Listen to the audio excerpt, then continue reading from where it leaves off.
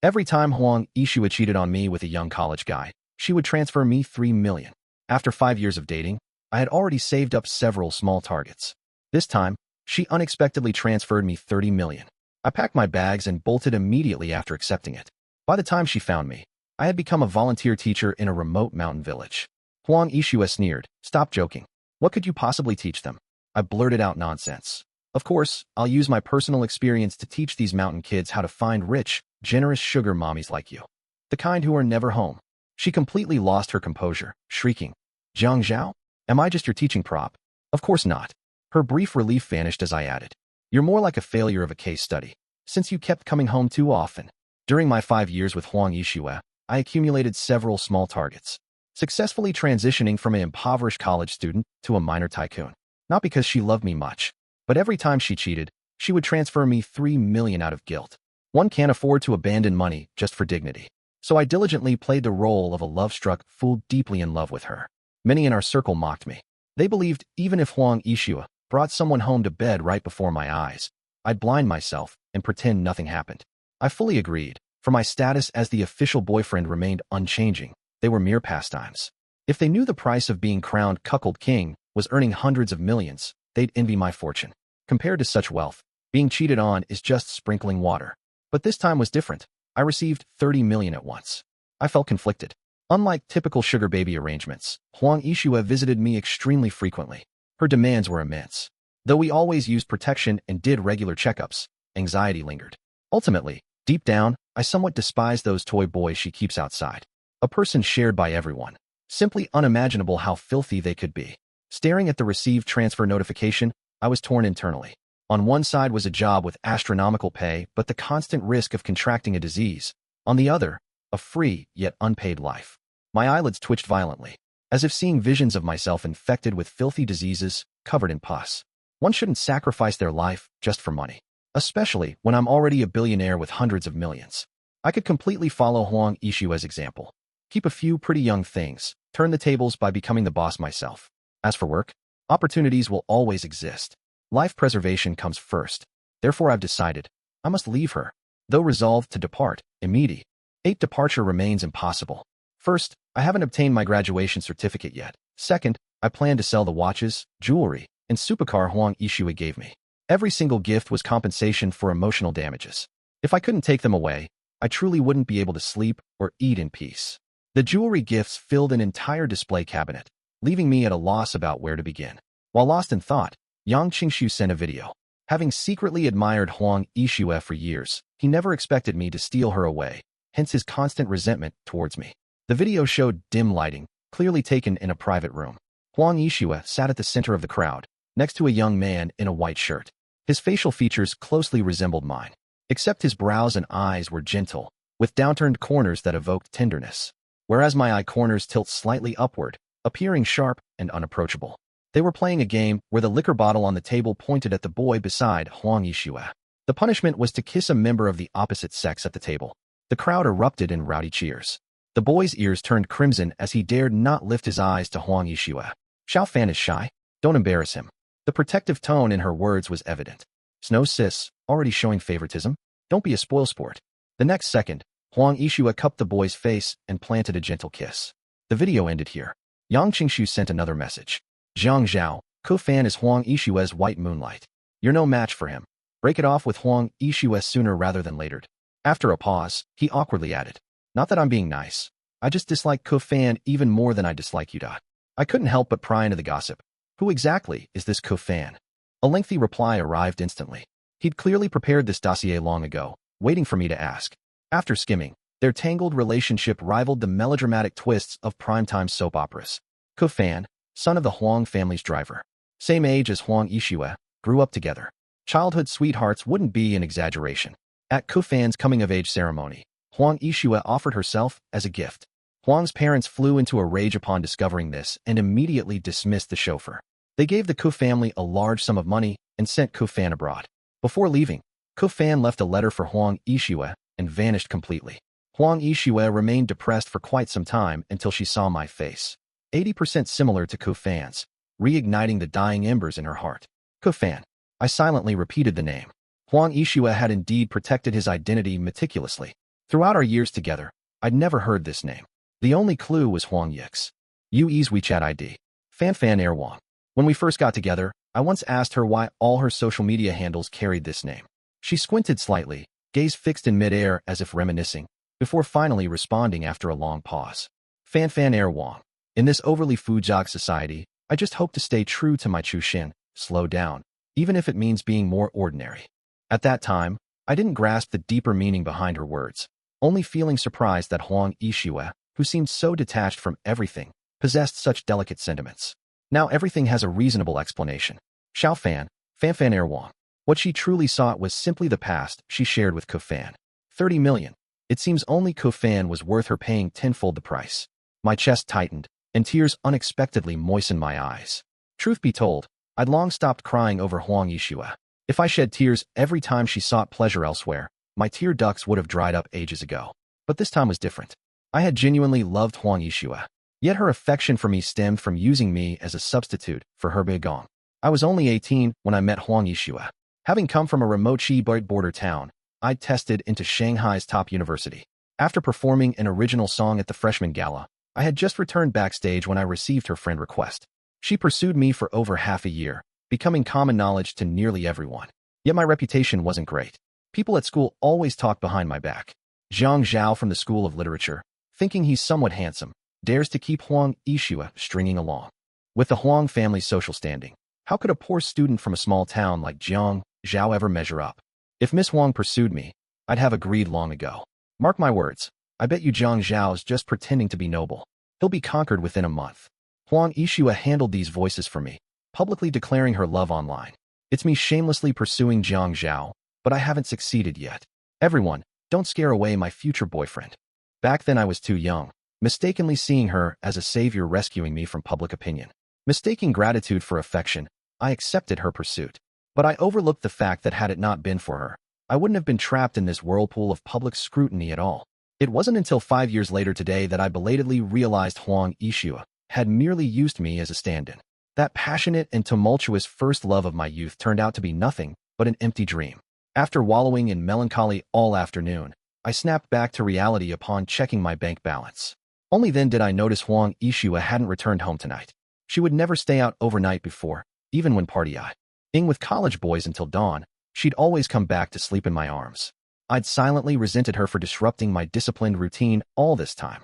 Today's unexpected absence made me furious. Damn Huang Yishue.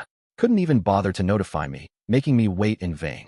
But then again, Kofan is her white moonlight after all. How could he be compared to those insignificant flings? Relieved, I decided to enjoy this rare peace and get some proper sleep first. In a daze, someone wrapped their arms around my waist from behind. It was Huang Yishue. Baby, why didn't you wait to sleep with me tonight?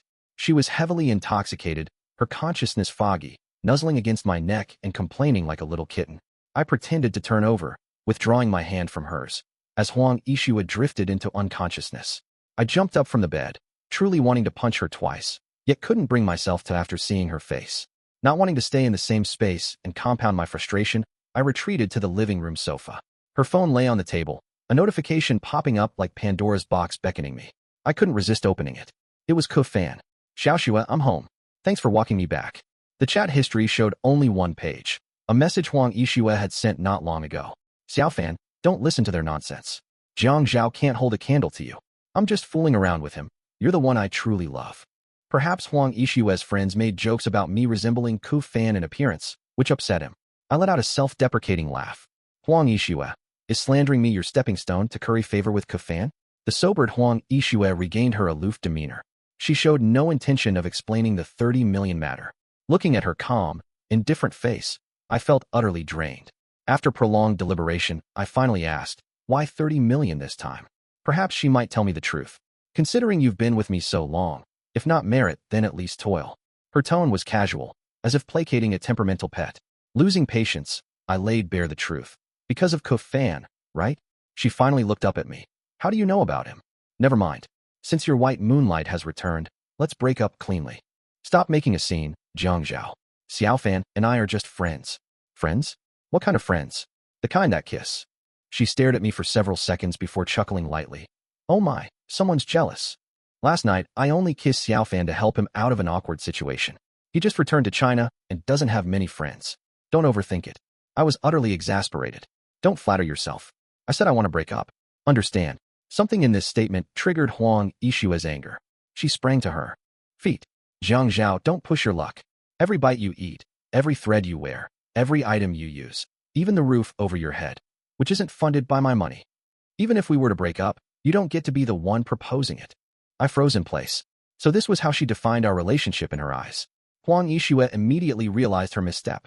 She approached and ruffled my hair. Be good now. Stop making trouble. That was my fault earlier. Without another glance at my emotional state, she put on her coat and left. I sat dumbly on the sofa, completely unable to comprehend her mentality. She clearly already had someone in her heart, yet still chose to entangle with me. After I developed feelings, she kept another man on the side. Now that her white moonlight has returned from abroad, I voluntarily stepped aside, yet she's still unsatisfied. Doesn't love me, yet refuses to let me go. I pondered for a long time, but still couldn't comprehend Huang Yishue's thought process. Can only conclude she's sick, and gravely so. Eyeing the food in the pot while eating from the bowl, still wanting to take what's left. She can stay sick, but I'm determined to break up. After our unpleasant parting, Huang Yishue didn't contact me for a week. Free from attending to my patron, I gained abundant free time. Packed all household items and sent them to secondhand luxury stores. Didn't even spare the vases and decor. They offered a very satisfactory figure. Seeing the increased numbers in my bank account, my resentment towards Huang Yishue vanished completely. After all, no one stays angry at the god of wealth. To successfully make a clean break with the money, I decided to confuse Huang Yishue. Immediately posted retouched selfies on my social feed. I deliberately accentuated the lower eyelid makeup to look 90% similar to Ku Fan. Caption: I don't need much money. I just want a lot of love. This move pleased Huang Yishue, who messaged saying she'd return home tonight. Returning to work after a week-long leave felt slightly disorienting for this office worker. When Huang Yishue entered, she froze at the sight. Was our home robbed? The vast villa was left with only a few large pieces of furniture. Everything else had been stripped bare. I walked over and deftly took her handbag. No, it annoyed me, so I had old Wang haul it all away to sell. Go pick new furnishings in a few days. Use my card. I embraced Huang Yishue. Sister, drink with me tonight. She was about to agree when her phone abruptly rang. With one glance, she hastily answered. My peripheral vision caught the contact name on the screen, Xiao Fan. Xiao Zhao, there's an issue at the company. I need to handle it. I gripped her arm. Can't you stay? Don't be silly. This project is really important. I didn't insist. Releasing my GR. I stared at her for a long moment. Go then. Be careful on the road. I had my own selfish reasons. After all, she was someone I had deeply loved in my youth. I wanted to bid Huang Yishue a proper farewell at the story's conclusion. But when forced to choose between two options, I became the one she discarded. Looking around this house I'd lived in for 5 years, I finally felt no lingering attachment. I boarded a flight leaving Shanghai immediately upon arrival. Just after disembarking, I saw my father waiting at the arrival's gate. His hair completely white, straining to spot me in the crowd. I ran over and stood before this weathered old man. It's good you're back, so good. Will you leave again this time? Biting back tears with all my strength, I shook my head. I've known since childhood, he's not my biological father. I was an abandoned infant he found in a garbage heap. No woman would marry him while he dragged along this burden. When I was young, people always called me a bastard. Always mild-mannered, he stormed to their house. Zhang Zhao is my son. Whoever calls him a bastard again will answer to me. It only ended after those children apologized to me. As I grew older, tuition and living expenses kept piling up, suffocating my father. I considered dropping out and ran to town for part-time work. He shouted at me for the first time. Focus on your studies. If you dare come back, I'll break your legs. This was how we clung to each other through over a decade of hardship. He wholeheartedly supported me, sending me from the desolate Northwest to the most prosperous city. My father never approved of my relationship with Huang Yishue, and he refused to accept her money. We argued countless times. At the worst point, I didn't return home for an entire summer. Yet now, having fled back to my hometown from a crumbling love, he's still willing to catch me. The yellow sand of the Northwest filled the sky, ready to sting one's eyes at the slightest misstep. I secretly wiped away my tears, holding my father's hand as we walked toward home. The village's folksy and simple customs showed when villagers rushed to visit upon hearing of my return. Old Zhang's kid grows handsomer every year, even better looking than TV stars. How long will Zhao stay this time? Your dad's been counting the days for your homecoming. Old Zhang's really capable, raised himself a college graduate. Overwhelmed by the villagers' enthusiasm, I sneaked out to catch my breath. This village had remained unchanged since my earliest memories. Generation after generation of youth left their hometown. Many children here couldn't even dream of getting an education. While wandering the village, I encountered children playing at the entrance. They should be school-aged by the looks of them. Perhaps due to my out-of-place clothing, why examined me curiously. I returned home with a heavy heart. The villagers had already dispersed, my father busy cooking in the kitchen. Noticing my return, he popped his head out to remind. Xiaohua, go wash up. Dinner's almost ready. Preoccupied with thoughts, I ate in distracted silence. My father glanced around several times and spoke at the same time as I did. I want to build a school in the village. Did that Huang guy look down on you? My father stood frozen for a long moment. Xiaohua, are you serious? You better think carefully. Once the school is built, you won't be able to leave. I'm not leaving. I'll cling to you for the rest of my life. Got a problem with that? No, no problem at all. Pretending not to see the old man's reddened eyes, I joked around to cheer him up. After dinner, my father told me to wait at the entrance to receive someone. The northwestern sky darkens late, stretching more distantly from people. Standing in this vast expanse between heaven and earth, my life in Shanghai now feels like a distant past. A spirited figure approached from afar. My father hadn't described the visitor's features, yet I knew she was the one I'd been waiting for. She extended her hand and introduced herself. Mr. Jiang, hello. I'm Jiang Zining, a college graduate village official from Shanghai. Uncle Jiang mentioned you want to build a school here. I've come to gather some details. Unlike all the women I had seen in Shanghai, the woman before me wore a simple white t-shirt, a clean high ponytail, sharp eyes, bold facial features, and an aura that completely overshadowed me. The contrast between her identity and appearance left me momentarily stunned. A college graduate village official? She glanced down at me, starlight shimmering in her ink-dark eyes, a clear smile playing at her lips as she teased. What? Do I not look like a college student, or not like a village official? Jiang Zining acted with decisive efficiency, gathering college graduate village officials from neighboring villages that very day to discuss school construction. They came from universities across the country, driven by idealism to this place. The biggest hurdle had been insufficient funding. My arrival resolved their most pressing challenge. On the day construction began, Jiang Zining took me to visit the site. Jiang Zhao, I thank you on behalf of the children here. Under the blazing midday sun, a bead of sweat slid from her forehead, rolled down her jawline, and soaked into her white t-shirt. I silently swallowed, feeling inexplicably guilty. Stammering, I replied, Ha, ha, ha. And no problem. While waiting for the school's completion, Jiang Zining took me to many surrounding villages. The land was barren, unable to grow high-yield crops. So we turned our focus to tourism. We poured vast sums of money into it. Bumpy dirt roads turned into asphalt roads. Low crumbling cave dwellings transformed into blue brick tiled houses. Jiang Zining applied for a self-media account. Originally intended to promote the scenery of northwest China, she ended up attracting a large following due to her stunning looks and figure. On the day the school was completed, I made my first appearance in her video. Boyfriend fans were heartbroken. Is this my sister's boyfriend? Though heartbroken, I still have to say they look perfect together. I asked if she wanted to clarify in the comments section. She shrugged indifferently. Why bother caring what others say? The next second, she liked all the comments from netizens saying, such a perfect match. The school was newly built, and there were insufficient teachers. I temporarily served as the Chinese language teacher. Jiang Zining came to pick me up after work every day, walking slowly home with me from the school. The sunset here was magnificent, dyeing red the distant stretch of snow-capped mountains. It also dyed Jiang Zining's face red.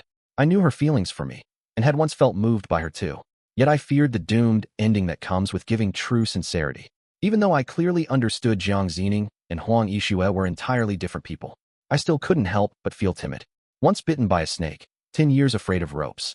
Jiang Zining understood my reservations, never voicing her affection aloud. But her acting skills were too clumsy. All the villagers knew the college graduate village official from the big city fancied old Jiang's boy. I had blocked all contact with Huang Yixue before leaving Shanghai. Life in the Northwest was too comfortable and pleasant, nearly making me forget everything about Shanghai. When I saw Huang Yixue at the school gate, I could hardly believe my eyes. She wore high-end custom attire that clashed with the surroundings. Jiang Zhao, throwing a tantrum should have its limits. You've really crossed the line this time. Her opening words instantly killed my appetite for conversation. I walked straight past her. She suddenly grabbed me. Do you have any idea how long I've been looking for you? If I hadn't seen that online video, you'd still be playing hide-and-seek with me. Who was that woman? As far as I recall, we haven't broken up yet. You're teaching in this shithole for her? What could you possibly teach here? I casually retorted. Of course I'm teaching kids how to find rich, generous sugar mommies who are never home, using first-hand experience. She completely lost it, her eyes bloodshot as she screamed, Jiang Zhao? What are you implying? Am I just your teaching prop then? Of course not. Before she could feel relieved, I continued. At most, you're a failed case B. 'Cause you always come home. And besides, your relationships are too complicated. I don't want to use you as a case study. Huang Yixue tried to persist, but was interrupted by Jiang Zining, who arrived just then.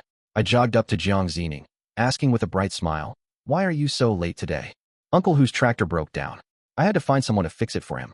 Didn't keep you waiting too long, did I? As we spoke, we began walking together toward my house. Huang Yixue called out to stop me, finally realizing I wasn't just throwing a tantrum, but truly abandoning her. She seemed transformed, all the strength drained from her body, eyes slightly reddened, a trace of self-mockery appearing on her beautiful face as she pleaded. Jiang Zhao, do you really not want me anymore? Is it because of this woman by your side? I don't mind her existence. As long as you're willing to come back to me, I don't mind. Huang Yixue had always been proud and aloof. I never imagined she'd come here looking for me. Even more unbelievable was hearing those words actually come from her mouth. The moment I saw her, I recognized the necklace she was wearing today. It was the first gift I ever gave her. At the time, I spent a month's earnings from my part-time job to buy that necklace. But it clashed awkwardly with her dress. Forced together, they looked slightly comical. Just like Huang Yixue and me, we were never meant to walk the same path. I left in too much of a hurry to explain properly. I signaled Jiang Zining to wait for me in the distance while I handled this alone. Huang Yixue, I truly don't want you anymore. But it's not because of anyone else. I just don't love you. You don't love me?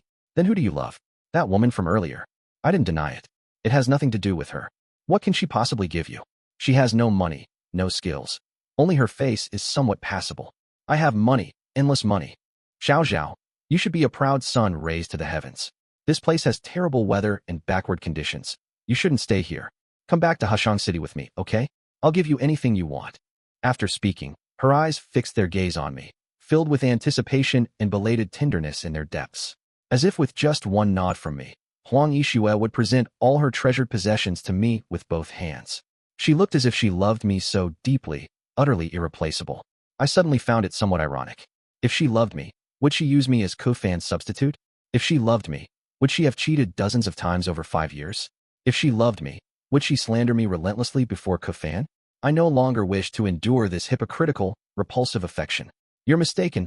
I'm no heaven-blessed prodigy. I was born to belong to this land. One day, I'll cover this barren soil with roses. Huang Yixue refused to give up and checked into a hotel in the town. She waited at the school gates daily.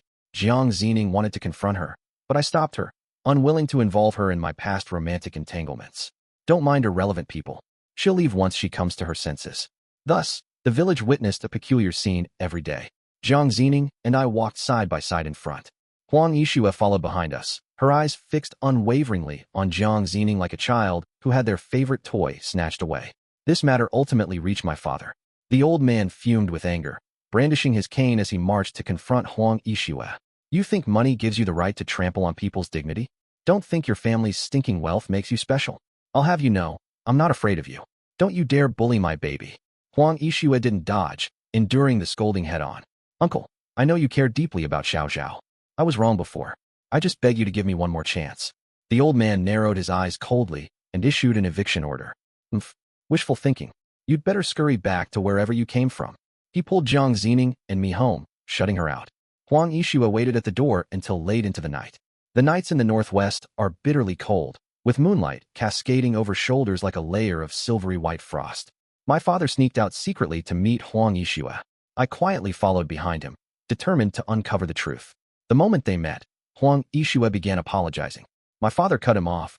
Xiao Huang, I know everything about you and Xiao Zhao. You thought he agreed to be with you for money, so you deliberately neglected social connections to hurt him. But did you know Xiao Zhao's background? This poor child was abandoned. I found him outside. Yet he grew up sensible and strong-willed, earning admission to a top university through his own efforts. He's clever, handsome. Countless people pursued him over the years, but he never accepted anyone. If he weren't truly in love, he wouldn't have chosen you. He sighed and continued. Back then, I opposed your relationship too. Xiao Zhao fought fiercely with me for your sake, the first time he ever raised his voice at me. I thought if the child likes it, there's no need to stop him. Who knew it would come to this? Xiao Zhao doesn't love you anymore. Forced melons aren't sweet. Stop clinging to him. This is a father's most sincere plea to you. After speaking, he bowed deeply to Huang Yixue. Both remained silent for a long time. After an almost imperceptible sigh, Huang Yishue spoke. All right, I won't pester him anymore. Then she bowed and left. I rushed back to my room before father returned home. Through the gap in the curtains, I saw my father slowly walk into the courtyard, a relieved smile on his face. Tears fell unbidden. My father had once again become my safety net. In the desolate loneliness of the Northwest, he was the gardener who lifted me up. After Huang Yishue left, life returned to its mundane routine. Even without actively seeking news from Shanghai, Yang Qingshu couldn't help but come to gossip with me. In this story, I became the white moonlight in Huang Yishue's life. She found numerous boys similar in appearance and temperament to me, yet she didn't end up with Kufan. Unwilling to accept this, Kufan resorted to his old tricks again. During Huang Yishue's grandmother's 70th birthday celebration, he ended up in bed with Huang Yishue. They were caught in the act on the bed. Old Madame Huang was so furious on the spot that she was rushed to the hospital. Huang's mother tried to buy off Kufan with money again, but this time he refused to back down, tearfully accusing Huang Yishue of abandoning him after their initial affair in front of the media. The Huang family stocks plummeted. They had no choice but to let Kufan marry into the family as a live-in son-in-law. The two childhood sweethearts, entangled for years, finally became a couple and lived a stable life for a period. But a dog can never change its habit of eating shit. Huang Yishue behaved for a while, then began to yearn for her free-spirited life again. The scandal of the Huang family heiress's extramarital affair during pregnancy rocked Shanghai. When Kufan went to catch her in the act, Huang Yishue was knocked down during the struggle and suffered massive hemorrhaging. The child couldn't be saved, and she likely couldn't conceive again in the future. I once remarked how their story resembled the melodramatic love plots from primetime TV dramas. But reality proved even more absurdly dramatic than fiction. Those who cuckold others will forever be cuckolded themselves. I don't think Huang Yishue deserves pity. She made her own choices. When she was with me, she seemed to love Kufan. When she was with Kufan, she missed me again. In truth, what she loved most was the moon she'd once possessed but lost. Jiang Zining still picks me up from work every day. She hasn't confessed, and I haven't broached the subject. We coexist in this unspoken understanding. There's so much barren land here, so many children needing education. Personal romantic entanglements feel trivial by comparison. I no longer wish to be a pampered rose. I'll become a poplar tree on northwestern soil, blossoming here beneath the howling winds. Jiang Zining is my comrade in arms, my partner. Perhaps one day, he will also become my companion.